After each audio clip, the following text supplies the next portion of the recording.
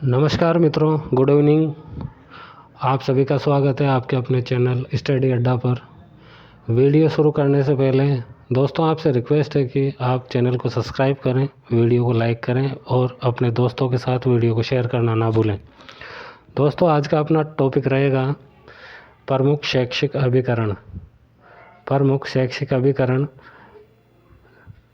जो first grade का first paper में शैक्षणिक प्रबंधन एवं प्रशासन जो सब्जेक्ट है तो उसका सिलेबस का एक बहुत महत्वपूर्ण टॉपिक है प्रमुख शैक्षिक अभिकरण।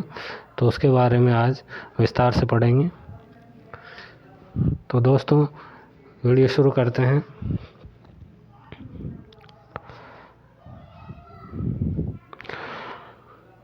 प्रमुख शैक्षिक अभिकरण NCERT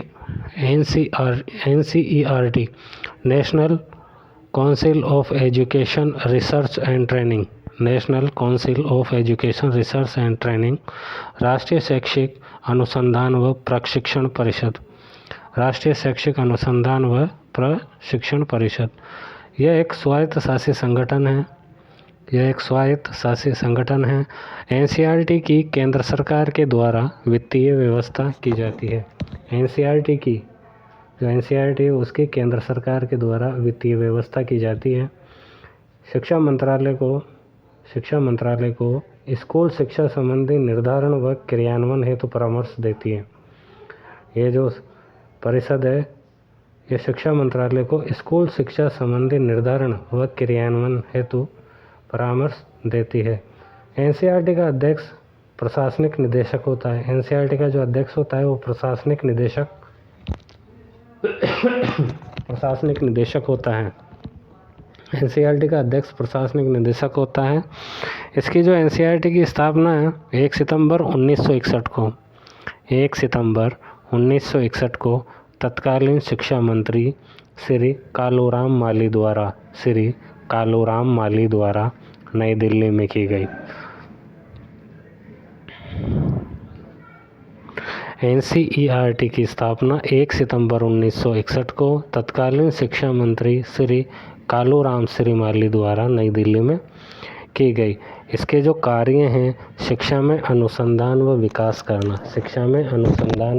करना, सेवापूर्व व सेवारत प्रशिक्षण देना, पाठ्यक्रम निर्धारण व अनुसंधान करना, पाठ्य पुस्तक व पत्र पत्रिकाओं का प्रकाशन व प्रसार करना, ये इसके प्रमुख कार्य हैं। शिक्षा में अनुसंधान व विकास करना, सेवापूर्व व सेवारत प्रशिक्षण देना, पाठ्यक्रम निर्माण व अनुसंधान करना, पाठ्य पुस्तक व पत्र पत्रिकाओं का प्रकाशन व प्रसार करना। NCERT के प्रमुख तत्व या संगठन कौन कौन से हैं? तो राष्ट्रीय शिक्षा संस्थान नई दिल्ली,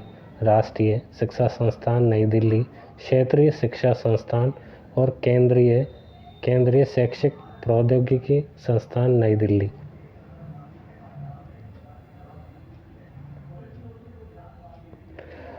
दूसरा अभिकरण है NCTE national council for teacher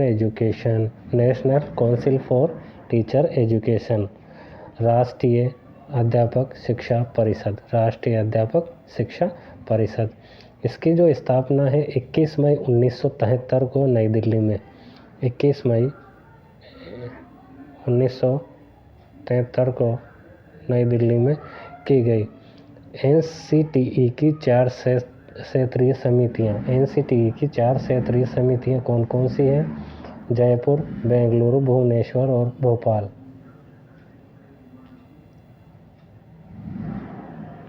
इसकी जो स्थापना है NCTE की स्थापना 21 मई 1973 को नई दिल्ली में और NCTE की 4 क्षेत्रीय समितियां जयपुर, बेंगलुरु, भुवनेश्वर, भोपाल। इसके जो कार्य हैं शिक्षा संस्थाओं को मान्यता प्रदान करना, अध्यापक शिक्षा के कार्यक्रम का स्तर निर्धारण करना, अध्यापक शिक्षा के जो कार्यक्रम हैं उनका स्तर निर्धारण करना, शिक्षकों की नियुक्ति के लिए न्यूनतम शैक्षिक योग्यताओं हेतु दिशा निर्देश तैयार करना, शिक्षकों की नियुक्ति के लिए जो न्यूनतम शैक्षिक योग्यता है उसके लिए दिशा निर्देश तैयार करना।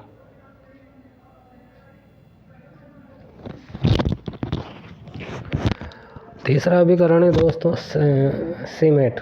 सीमेट राज्य शैक्षिक प्रबंधन एवं प्रशिक्षण संस्था।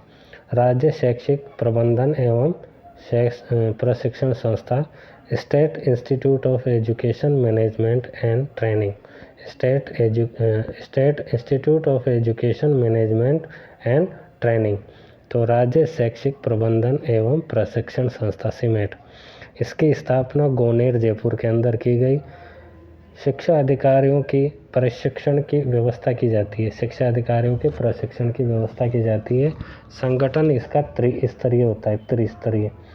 तो मुखिया निदेशक जो होता है RAS के समकक्ष होता है। RAS मुखिया जो होता है निदेशक, वो RAS के समकक्ष होता है।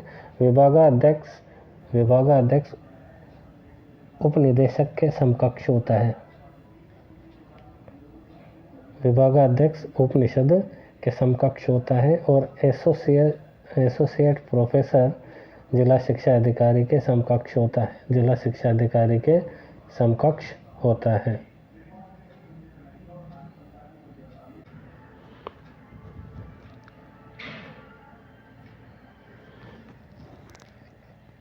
राष्ट्रीय स्तर का शिक्षा के क्षेत्र में सर्वोच्च संगठन शिक्षा मंत्रालय। भारत में शैक्षिक प्रशासन के 3 स्तर हैं। भारत में शैक्षिक प्रशासन के 3 स्तर, केंद्र स्तर, राज्य स्तर और स्थानीय स्तर।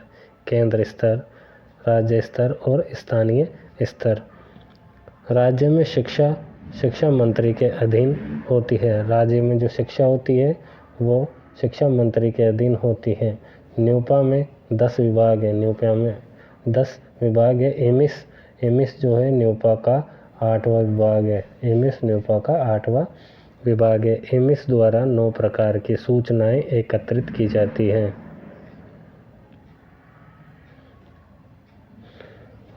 भारत में शैक्षिक प्रशासन के 3 स्तर, केंद्र, राज्य और स्थानीय। राज्य में शिक्षा मंत्री के अधीन होती है। न्यूपा में 10 विभाग हैं। एमिस न्यूपा का 8वां विभाग है। एमिस द्वारा 9 प्रकार की सूचनाएं एकत्रित की जाती है। PIMS project management information system. Project management information system. Diet का सर्वोच्च पदाधिकारी प्राचार्य होता है। डाइट का जो डाइट होती है उसका सर्वोच्च पदाधिकारी प्राचार्य होता है। जिले की शीर्ष अकादमिक संस्था डाइट होती है।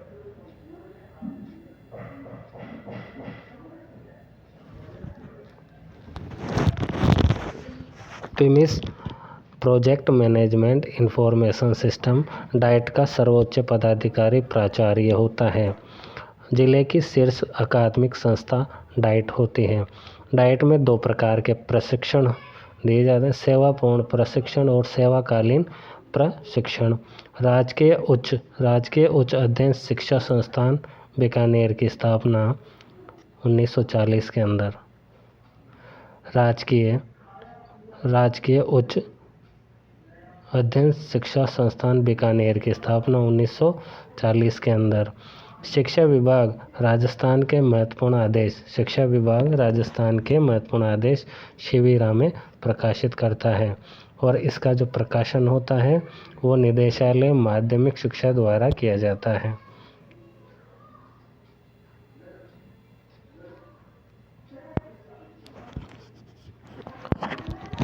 शिक्षा विभाग राजस्थान के महत्वपूर्ण आदेश शिविरा में प्रकाशित होते हैं और इसका प्रकाशन किया जाता है निदेशालय माध्यमिक शिक्षा द्वारा। IASE में कितने विभाग होते हैं? 8 विभाग होते हैं। राजस्थान में वर्तमान में 33 डाइट्स हैं। राजस्थान उच्च अध्ययन शिक्षा संस्थान अजमेर द्वारा किन जिलों में वरिष्ठ अध्यापक को प्रशिक्षण दिया जाता है? राजकीय उच्च अध्ययन शिक्षा संस्थान है अजमेर में, तो अजमेर द्वारा किन जिलों के जो वरिष्ठ अध्यापक हैं, सेकंड ग्रेड के टीचर, वरिष्ठ अध्यापक को प्रशिक्षण दिया जाता है? अजमेर, धौलपुर, करौली। अजमेर, धौलपुर, करौली। ऐसा कौन सा शिक्षक शिक्षा महाविद्यालय जिसे पुनः बीएड कॉलेज? ऐसा कौन सा शिक्षक शिक्षा महाविद्यालय जिसे पुनः बीएड कॉलेज बनाया गया? गोपी कृष्ण पीरामल, CTE, बगड़, झुंझुनू।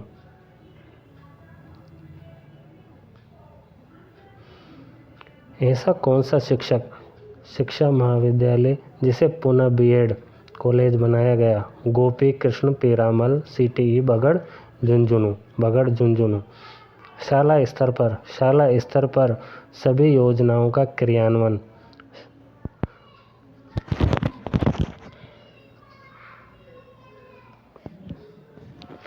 शाला स्तर पर सभी योजनाओं का क्रियान्वयन और सभी स्तरों के नींव का पत्थर।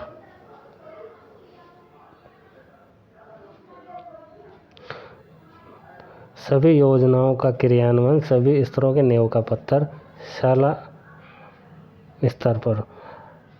राजस्थान राज्य खुला विद्यालय किस अधिनियम के तहत स्थापित किया गया? राजस्थान राज्य जो खुला विद्यालय है वह किस अधिनियम के अंतर्गत स्थापित किया गया? राजस्थान संस्था पंजीकरण अधिनियम 1958। राजस्थान संस्था पंजीकरण अधिनियम 1958 के अंतर्गत स्थापित किया गया। वर्तमान में राजस्थान के राजकीय विद्यालयों में 4 अल्पसंख्यक भाषाओं के शिक्षण की व्यवस्था है। 4 अल्पसंख्यक भाषाएं कौन कौन सी है?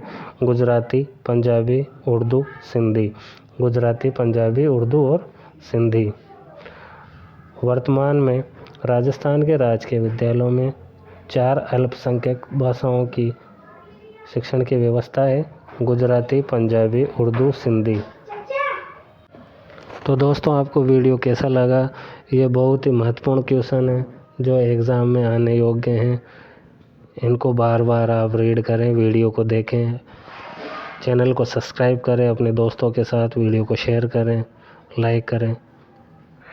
ये पार्ट 1 है। अभी इसका जो पार्ट 2 आएगा, कल मैं डाल दूँगा और कम से कम 3 पार्ट बनेंगे इसके। तो आप चैनल को सब्सक्राइब करें, ये मेरी आपसे रिक्वेस्ट है। धन्यवाद।